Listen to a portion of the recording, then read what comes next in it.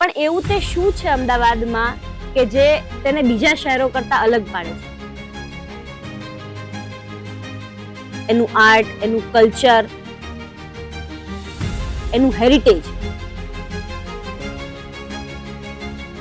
તો જેમાં આપણને આપણી માં સાથે લગાવ હોય.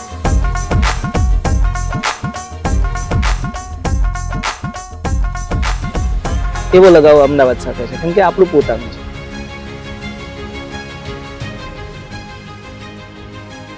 કે અમદાવાદની ઉત્તરાયણ એટલે છે પોળના ધાબાવાળી ઉત્તરાયણ જ અમદાવાદની ઉત્તરાયણ છે.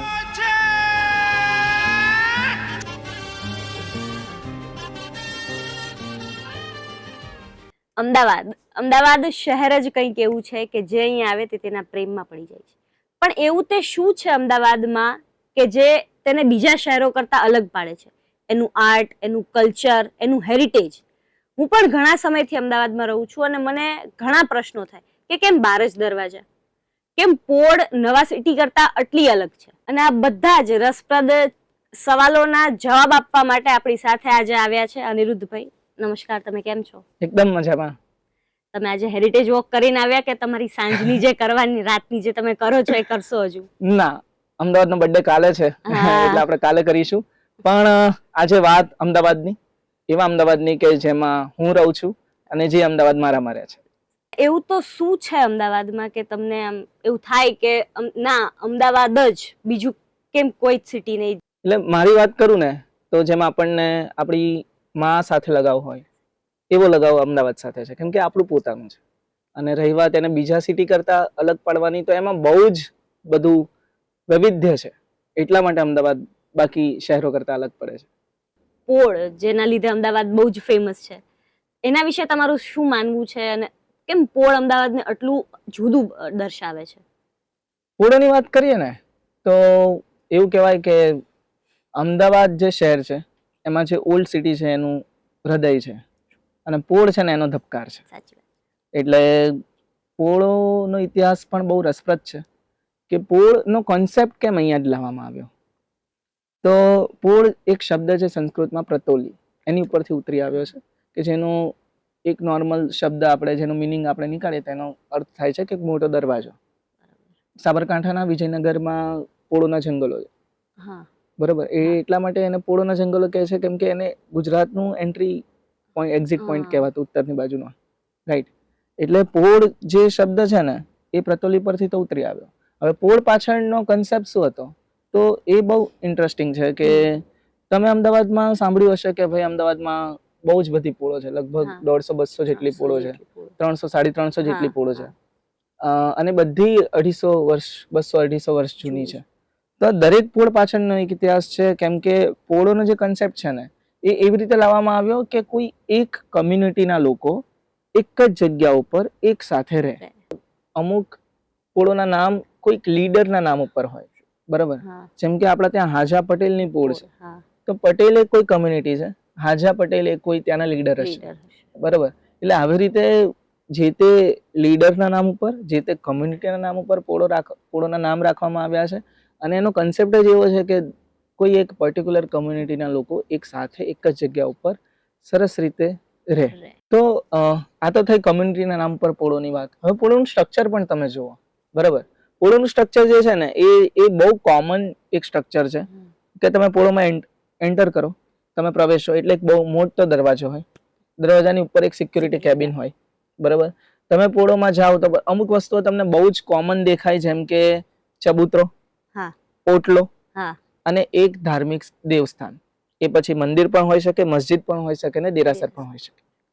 તો આ પોળોના કોમન સ્ટ્રક્ચરની વાત છે. અમદાવાદનું કહેવાય ને કે સિમ્બોલ ચબૂતરો છે, તો કેમ ચબૂતરો જ સિમ્બોલ રાખ્યો? સીધી સૈયદની જાળી પણ થઈ શકે. એટલે મેં કહ્યું ને કે જ્યારે પોળોનું સ્ટ્રક્ચર અહીંયા બનતું હતું, કે પોળોનો કન્સેપ્ટ જ્યારે લાવવામાં આવ્યો ત્યારે ખાલી એ ત્યારના લોકોએ ખાલી પોળો વિશે નથી વિચાર્યું, ખાલી માણસો વિશે નથી વિચાર્યું, એણે પક્ષીઓ વિશે પણ વિચાર્યું છે એ લોકોએ, બરાબર. ચબૂતરાનો કન્સેપ્ટ પણ બહુ ઇન્ટરેસ્ટિંગ છે, બહુ યુનિક છે. અમદાવાદ એ કોઈ પહેલેથી વસેલું શહેર નથી, એ પ્લાનિંગ કરીને બનેલું ટાઉન છે. જ્યારે પણ તમે આવું ટાઉન પ્લાનિંગ કરો અથવા તો કંઈક નક્કી કરીને પ્લાનિંગ કરીને કોઈ શહેર હા. વસાવો તો બહુ સ્વાભાવિક વાત છે કે એ જગ્યાએ પેલા ત્યાં જંગલ હોય, ત્યાં કોઈ બંજર જગ્યાઓ હોય, તો એને તમારે કાપવા પડે. હા. બરાબર. તો પછી પક્ષીઓનું શું થાય?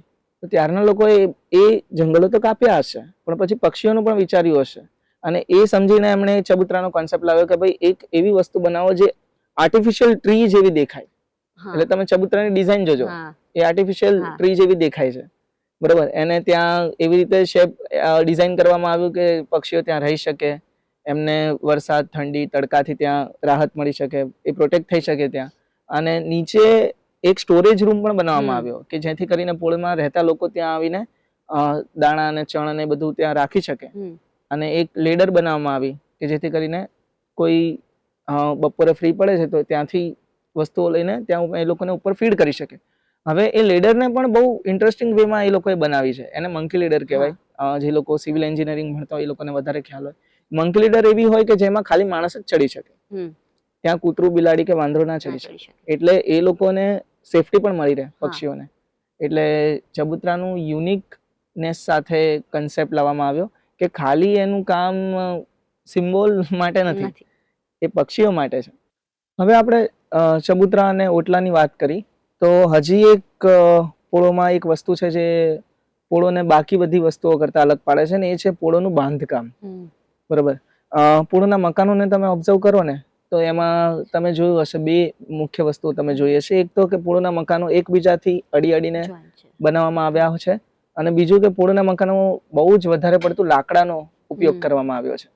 હવે આવું કેમ? તો આ બધી જ વસ્તુઓ ભૂકંપથી પોળોના મકાનોને સુરક્ષિત રાખવા માટે કરવામાં આવ્યું છે. તમને એક તારીખ યાદ હોય તો 26 જાન્યુઆરી 2001માં જે ભૂકંપ આવ્યો હતો ભુજમાં, એની અસર નવા અમદાવાદમાં બહુ જ બધી થઈ હતી. એટલે માનસી ટાવર કે બાકી જેવી બિલ્ડિંગો ને પણ ઘણું નુકસાન થયું હતું. જૂના અમદાવાદમાં બહુ જ માઇનોર નુકસાન થયું હતું. નુકસાન તો થયું હતું, એવું નતું, પણ એવું નતું કે આખા મકાનો જમીનદોસ્ત થઈ ગયા હોય. એટલે પછી વર્ષ 2003માં સેપ્ટ યુનિવર્સિટીના સ્ટુડન્ટ્સે એક રિસર્ચ કરવાનું નક્કી કર્યું પોળોના મકાનો ઉપર, અને એ રિસર્ચ માટે યુનિટ ટ્રસ્ટ ઓફ ઇન્ડિયાની સ્થાપના થઈ. અને પછી એમાં એ તારણ નીકળ્યું કે પોળોના મકાનોમાં મેક્સિમમ લાકડાનો જે ઉપયોગ કરવામાં આવે છે, ખાલી બહાર નહીં, ખાલી નકશીકામ માટે નહીં, પણ એના બેઝમાં પણ એનું લેયર એ રીતે બનાવવામાં આવે કે એક ઈંટ કે પથ્થરનું લેયર હોય, પછી લાકડું હોય, પછી ઈંટ પથ્થર હોય, પછી લાકડું, અને આખું મકાન એ રીતે બાંધવામાં આવે છે. એટલા માટે એ ભૂકંપથી એ બચી શકે છે. અને એ રિસર્ચ પેપરમાં એવું બહાર આવ્યું કે એ 9 રેક્ટર સ્કેલનો ભૂકંપ પણ રોકી શકે છે. અને 26 જાન્યુઆરીએ જે આવ્યો હતો 2001માં, એ 7.3 કે 4 રેક્ટર સ્કેલનો હતો. એટલે પોળોના મકાનો ખાલી સરસ પણ નથી દેખાતા, એ આટલા લાંબા ટકે પણ એટલા માટે છે કેમ કે એના પાછળ આ કોન્સેપ્ટ છે. 20 વર્ષ પહેલા પોળમાં જતા તો ત્યારનું કલ્ચર અલગ હતું. કલ્ચર એટલે કે લોકોના હાવભાવ પણ અલગ હતા, અને હવે લોકો પોળ મૂકીને મોડર્નાઇઝેશન એટલે કે નવા અમદાવાદ તરફ બિલ્ડિંગોમાં રહેવા જતા રહે છે, કોઈક અબ્રોડ જતું રહે છે. અને એવું નથી કે લોકો બીજે જતા રહે છે, કે હવે પોળનું રિકન્સ્ટ્રક્શન ગવર્મેન્ટે લઈ લીધું છે. ઘણી જગ્યાએ એવું છે કે આ જગ્યાથી દૂર રહેવું, તો પોળનું જે કલ્ચર છે ધીમે ધીમે ઓછું થતું જાય છે, એવું તમને લાગે છે? હા, એટલે સંપૂર્ણપણે એવું નથી.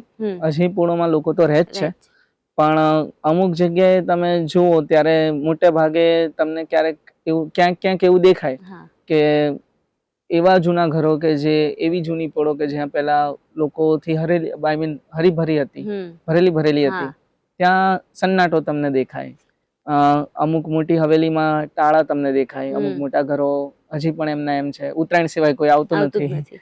અને ઘણા જૂના મકાનો અત્યારે જર્જરિત પરિસ્થિતિમાં છે, પણ કોર્પોરેશન આને બહુ સારી રીતે પ્રિઝર્વેશન અને બાકી બધી વસ્તુઓ માટે ધ્યાન આપે જ છે. અને લોકો પણ, એમના જે માલિકો છે એ લોકો પણ ધ્યાન આપે છે. એટલે જોઈએ હવે આ ક્યાં સુધી સચવાય છે, કેમ કે બધું સાચવવાની જવાબદારી હવે નેક્સ્ટ જનરેશનની છે એમની, અને આપણા જેવા લોકોની. આપણા પોળોમાં લોકો બહુ જ પહેલેથી વિચારતા આવ્યા છે, ખાલી માણસો માટે નહીં. જેમ કે મેં વાત કરી કે ચબૂતરો તો છે જ, પછી એક બીજું કામ એ લોકો એ કરતા કે જ્યારે એ લોકો ઘર બનાવતા, પોળોના મકાનો બનાવતા, ત્યારે એ જે બહારની જે દિવાલ છે એમાં અમુક જગ્યા ખાલી ગોખ જેને આપણે કહેવાય, એ ખાલી રાખતા. હા. એ ગોખ કે એટલા માટે ખાલી રાખતા પક્ષીઓ ત્યાં આવીને માળો બાંધી શકે.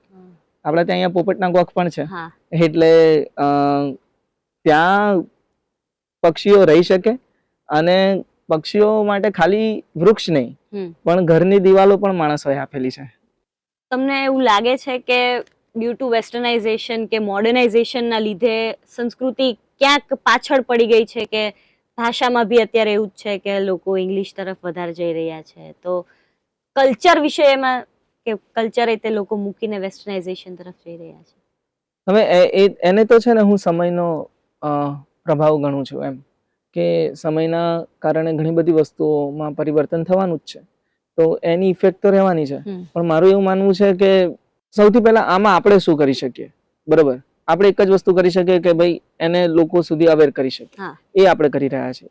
હવે એ અવેર થયા પછી લોકોને એની તરફ વળવું ન વળવું એ લોકોના હાથમાં છે. સાચી વાત. તમે યુથને શું મેસેજ આપવા માંગશો કે વેસ્ટર્નાઇઝેશન તરફ જવું જોઈએ કે હાલ આપણું કલ્ચર પકડીને બેસો? એટલે આપણું કલ્ચર એ બહુ જ મહાન છે, દરેકને ખબર છે, આજના યુથને પણ ખબર છે. એટલે યુથને ખાલી મેસેજ હું ખાલી એટલું આપવા માંગીશ કે તમે બહાર નીકળો, જોવો, પોતાના શહેરને તો જોવો, અને એ શહેરને જ્યારે તમે જુઓ તો એને ખાલી ઇન્સ્ટા સ્ટોરી સુધી સીમિત ના રાખો. એમાં વધારે ઊંડા ઉતરો, એને સમજવાનો પ્રયત્ન કરો કે આ બધી વસ્તુઓ કેમ પહેલાના લોકોએ આપણા માટે બનાવી હતી, અને જો એ સેફલી આપણા હાથમાં આવશે તો આપણે આગળની જનરેશનને પહોંચાડી શકીશું.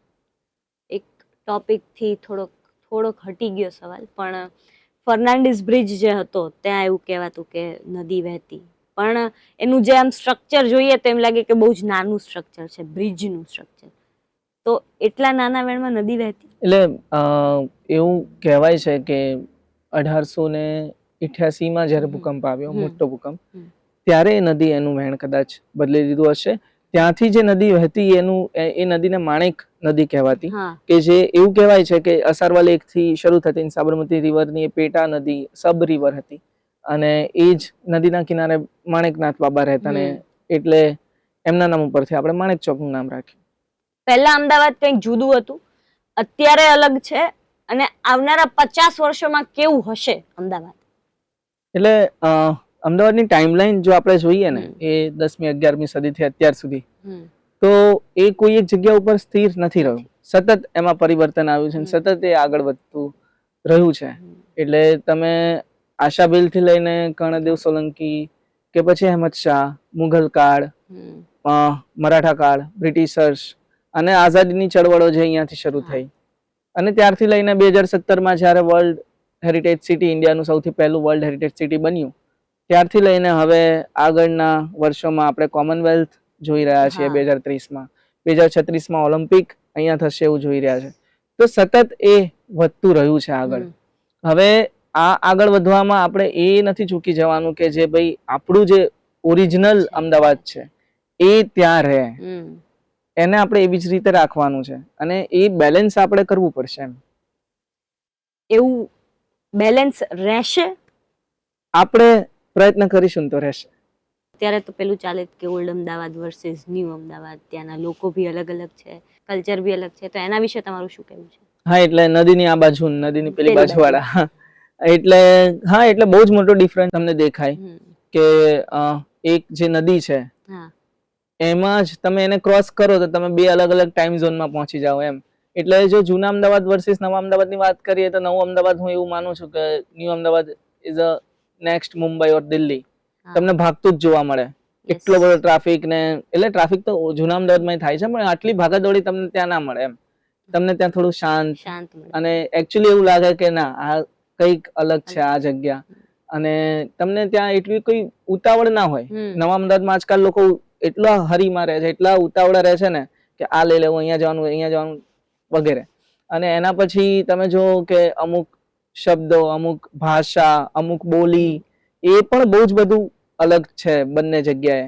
એટલે વાટકી વ્યવહાર જૂના અમદાવાદમાં ખબર છે લોકોને વાટકી વ્યવહાર એટલે શું, અહીંયા ના ખબર પડે નવા અમદાવાદમાં.